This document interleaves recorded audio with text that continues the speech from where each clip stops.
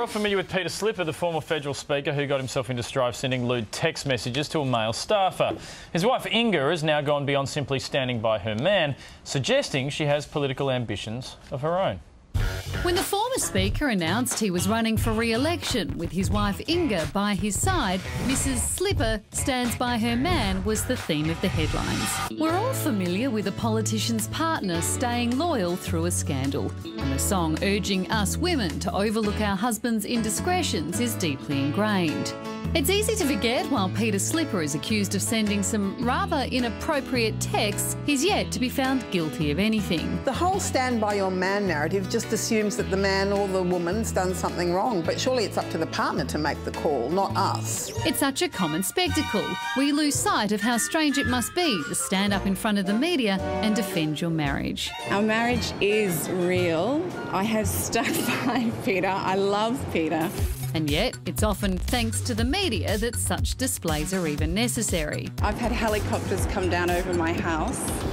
I've had telephoto lenses looking into our home.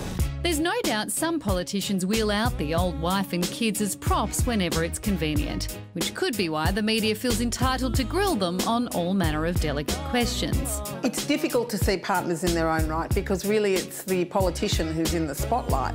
But in the case of Hillary Clinton, she stood by her man and now it looks like she'll be the next President of the United States. Interestingly, while Hillary Clinton did stand by her man, she did it while rejecting the media narrative.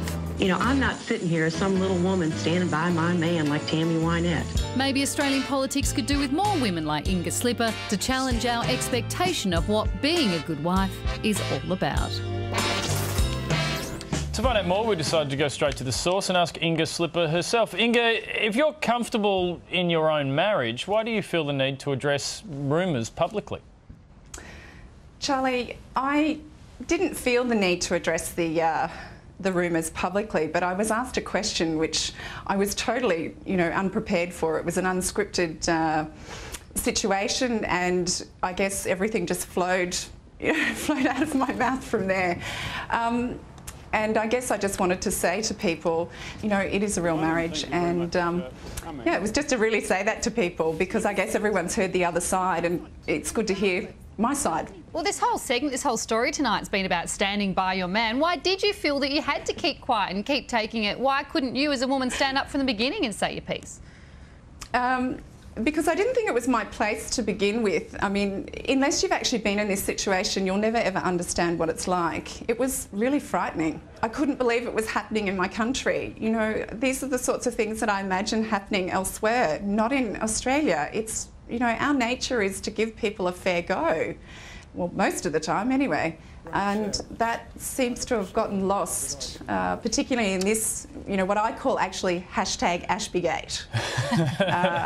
Inge, good on you for defending your marriage and your man. I mean, when I get bad comedy reviews, I don't think my wife gets angry enough, to be honest. But and your husband is a flamboyant dresser. He's an interesting character. Do you think the Australian media just have trouble dealing with people who are a little bit different? Yes, I do actually. I think if Peter was in the UK, I don't think people would probably bat an eyelid. I think it's very much, a cultural issue in Australia that people don't deal very well with people who are, not mainstream. Peter is unique. He's such a gentle, warm, kind guy. But, he's uncoordinated, and he makes mistakes. He's just totally uncoordinated. He's an uncoordinated geek, basically. And that's why you love him. I do. Well, Inge, I hope you do feel better having been able to sort of say your piece. And we appreciate you coming on the show tonight. Thanks for your time. Thank you. Thank you very much. Thanks, Charlie. Thanks, Dave. And thanks, Lee. On the subject of geeks, Kevin Rudd was at the Translational Research Institute in Brisbane today. That's the geekiest sentence you've said.